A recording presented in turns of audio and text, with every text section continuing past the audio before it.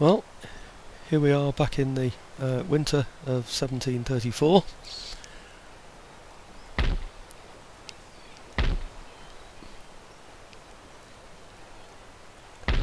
And the remnants of the Maratha army that we defeated can be seen there over on the east coast.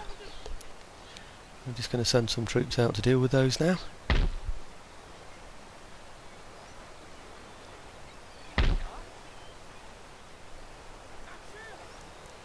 So I just nudged the horse forward there so that they're within distance to get back into the fortress after the attack. But he hasn't attacked me, so he hasn't intercepted. If he had done, then I'd have had the cavalry in the battle with defence from, with reserves all the way from my regional capital there. He hasn't done that, so I've taken a few infantry out of the fort, and I'm going to attack him on the coast with those. Just a couple of men. Does mean, however, of course, that my cavalry come on as reinforcements. Bit of a dull, easy battle, this one, so might be able to get one or two more close-ups on here. I'll make it nice and short because there's no point in showing all the setup and whatever else happens, you know. So there's the rest of the army coming on. That's not only the cavalry; it's everybody from the fort as well. Advancing towards him, good line formation. He's deciding to attack me, playing to his greatest strength, obviously, which is direct combat. So if we stop here, we should be able to get a few volleys in against him. It's all a bit easy, this, I'm afraid.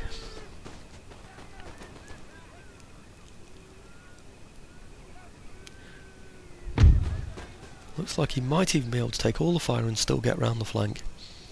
They're unreal, aren't they, these troops, sometimes?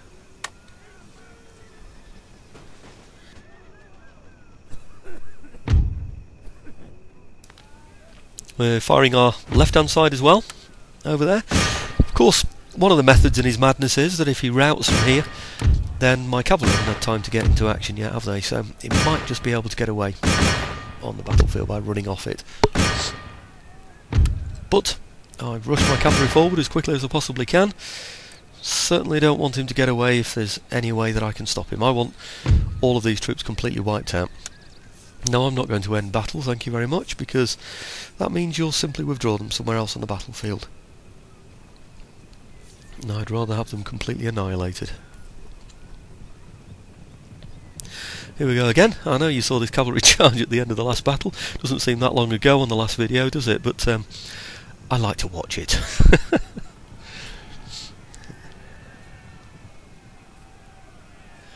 Lovely heather. Honestly, you could be in the Peak District in England there, couldn't you? Well, it looks like heather. It's got like a purple haze. It's not heather, is it, really? But it looks just like the scenery around the Peak District.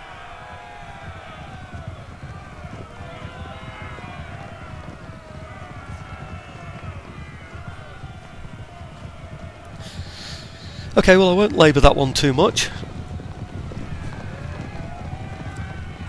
Just see one or two people being chopped to death, and then we'll get back to the winter of 1734.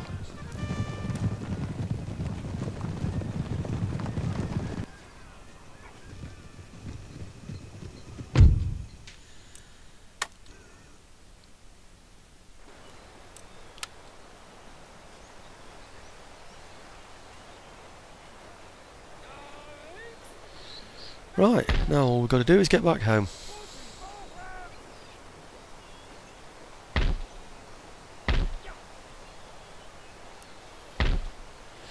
Plenty of other armies like that queuing up to have a go at me, I'm afraid. So, and even though I've reduced my number of troops, did you have a look there at that chart or table or screen, I should say? I'm still going to be losing money next turn. But you'll remember there's been a fleet action, so we've gained plenty of money this turn as well. So even though we're going to lose a bit this turn, we should have plenty of money.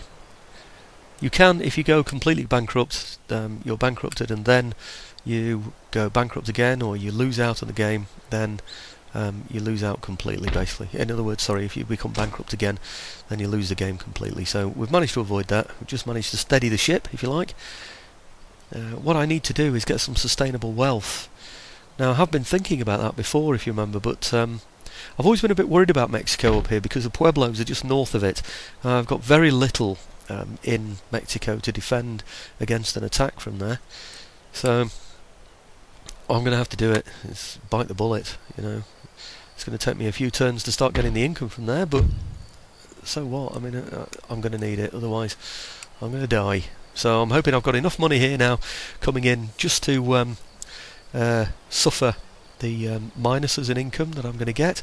Just have to desperately hope that nobody attacks up here in the English Channel when I brought this fleet round. So I'm going to bring this fleet round here, all the way round to Marseille.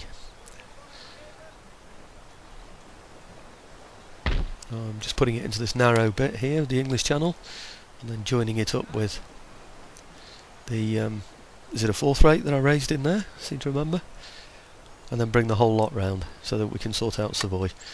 Problem is, of course, we've now left the English Channel very exposed, and that is the major income for our empire at the moment. If we lose that, if something blockades that port up there, then if you think Marseille was a problem, then that is going to be a real eye-opener. But I can't see how we've got any choice really in this matter. I've needed my fleet in India to be able to deal with his fleets, and I've also needed my fleet blockading in the Americas to prevent him being able to get into French and Dutch Guyana. So this is the problem when you're fighting in 3 separate theatres. It really is. Anyhow, here's another place that I can rob people from, take people from, hoping against hope that the people around me... I think I said Württemberg were out of the game recently, but that's not the case, is it? It's Hanover that went out of the game, that were taken by Austria. These are the Württembergers. Any one of these nations around here can be aggressive. Look at all the troops Westphalia have got there. Look how close they are to Amsterdam. They could attack it with one army, then another, and then another. Württemberg could come in and take Alsace-Lorraine. You know, within one game turn, the whole of Northern Europe could be lost, and I could find that I'm defending a French empire instead. That is how dodgy, if you like, this game is.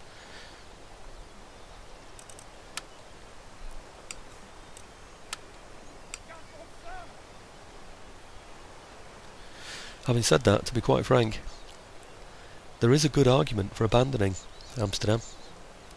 I know it earns, but it's not very easy to defend up there, and if I moved back into France and held on to France, then the major port would be more secure. Or I would always have a port in my home area. It would be the Marseille one, basically, which would become the principal port. It's the nearest port to your capital, basically, is your principal port. That will be taking 8, perhaps 9,000 every turn. Anyway, what I'm doing is I'm stripping the garrisons here as much as I can. Oh, useless rakes. I don't know what it is. What is it about the Dutch rakes? Why can't they assassinate people? Maybe I shouldn't be using them to assassinate. Maybe I should be using them for something else. Maybe Dutch rakes are particularly good at other things. I don't know.